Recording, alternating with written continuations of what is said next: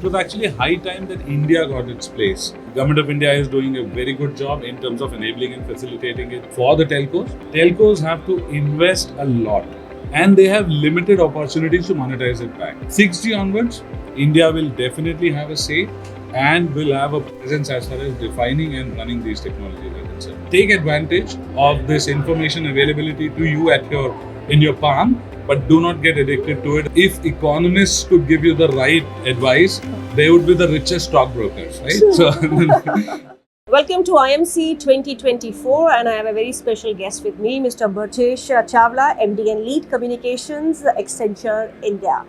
Very good afternoon, Berjesh, and thank you so much for taking our time. Thanks a lot for having me here. Berjesh, this is for the first time that the World Telecommunications Standardization Assembly is happening in India. So, how do you see this change for India, and do you see India shaping the global telecom agenda for the world now? So, if you look at the legacy of the development of frameworks, policies, it's typically countries like US, Korea, Japan, China in the case of 5G, taken lead in defining policies, how the technology should look like, what part should it focus on.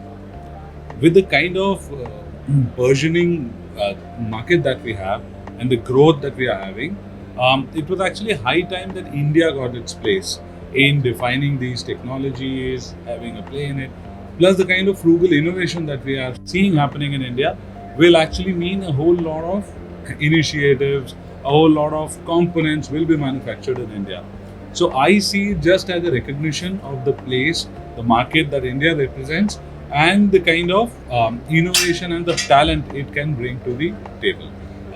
6G onwards, India will definitely have a say and will have a presence as far as defining and running these technologies are concerned. Do we really have the infrastructure in place for, we're just rolling out 5G. We have done a great job with that. But 6G, do we really have an infrastructure for that? And do we really need it now? Because, we have to first, get accustomed to what 5G can offer. You're right. So I think which is why you are seeing 5G uptake beyond consumer space actually a tad slow. It's because of the same thing. 5G is yet to be fully discovered in India. The corporate sector is looking at it, seeing what kind of application can actually be put for. Private networks, where is the application, or if it's case of specific precision manufacturing, remote monitoring, etc. People are exploring, building out a cost case, which I believe will still take a couple of years. Meanwhile, we cannot just rest and wait for 5G to play out fully, mature.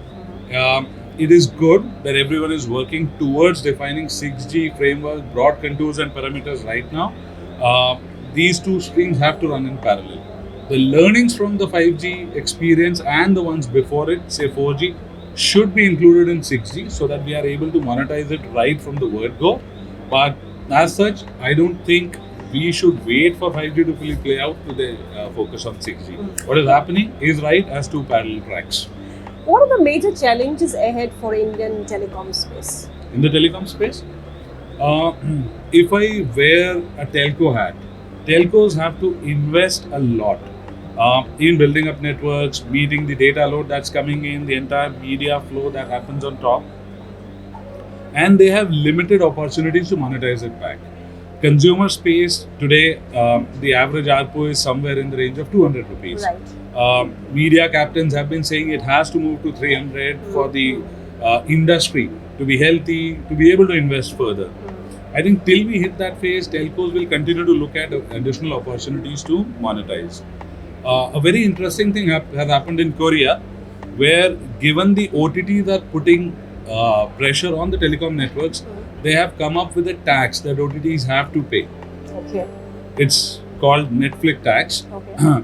But they have to make this payment which goes towards telcos so that they can continue investing in networks. Okay. In India, nothing like that has yet happened. I think till we figure it out, telcos will have to look at additional avenues for monetization. Right now, they are looking at corporate sector, like I mentioned, private networks, or recently we have seen launch of AFWA, wherever they do not immediately want to invest in laying out a fiber or where access is difficult, they are seeing how FWA can monetize 5G investments better.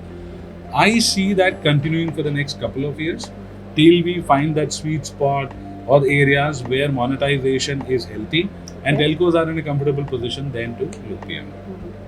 What is the role of government in really shaping up the telecom sector in India? Because the policy framework has to be, favorable for this telecom sector to really do well in India. Are you happy with what has been done, and what do you expect going ahead? See, typically governments have to play the role of facilitator and enablers. We believe Government of India is doing a very good job in terms of enabling and facilitating it for the telcos. Other than that, we do not have any insights to comment, but I think the growth is very good, it's healthy, and government is playing its part to encourage all the players. How do you see future of consulting going ahead? Because we have AI, which is doing majority of the jobs for all of us now. Research, go into ChatGPT and do it. So the threat, the jobs that are facing immediate threat from Gen AI are highly repeatable tasks, formula-based tasks. I presume and hope we are actually bringing something more than that to the table when we work on consulting deals. So I do not see an immediate threat to consulting as a profession in Gen AI. I actually see it improving because Gen AI has two components. One, set up the base for Gen AI to work, be it setting up of LLMs or the technologies therein. There, all the operators will need players like us to build the base for them.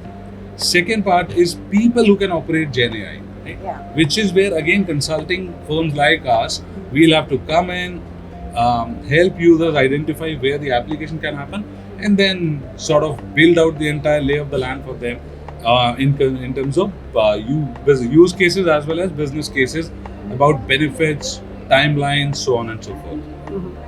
Okay, tell me about your leadership skills. So, how do you start your day? How motivated are you to lead your team? So, what drives you actually? I would like to call my leadership style as highly collaborative. We have a very small team in India. For India, I mean, Accenture is over 300,000 people in India, but I represent the practice that is for India, which is a very, very small part of it. It's a small practice. People work together like a family. So I like to believe that my leadership style is very, very collaborative. The first thing that I look at in the morning when I start is to see what all is lying ahead in the day, meeting with the team or meeting with the customers.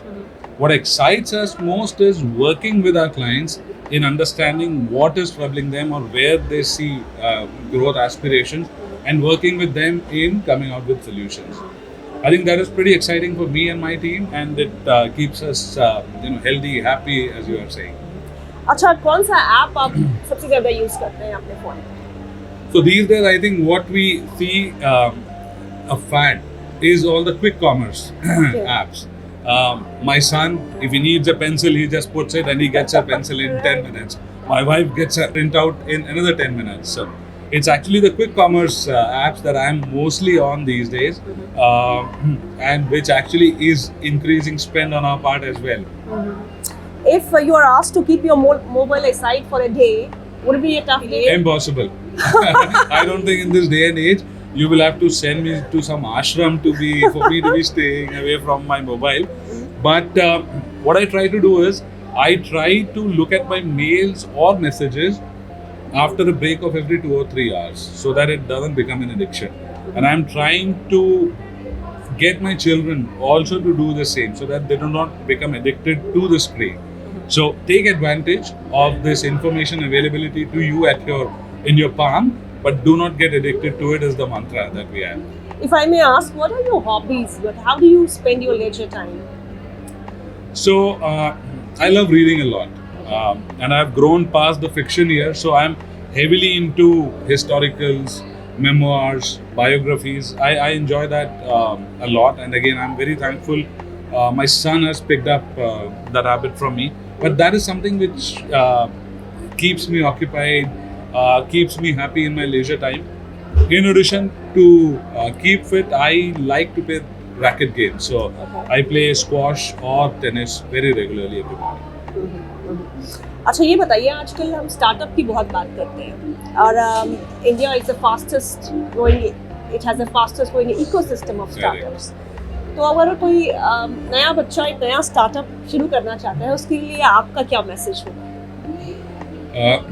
As they say, if economists could give you the right advice, they would be the richest stockbrokers, right? So most of the people around me, experienced in profession like ours, have tried their hands at startups with seemingly a good idea and have failed. So my advice to all the young kids is, do not go down the beaten down track. Do not take advice from people just as it is. Look at one idea which you believe will change the game, which you believe is making a difference to you, and which you believe people will pay for, and then go for it. Be ready. You have to strive it out for 3 years. There are no quick returns, but if you are ready for that struggle, if you think you have that brilliant idea in the hand, then my advice would be, don't listen to advice from people like us. Thank you, Berjesh, so much for your time. It was a pleasure speaking with you. Thank you so much. Thanks a lot for having me. It was great speaking to you.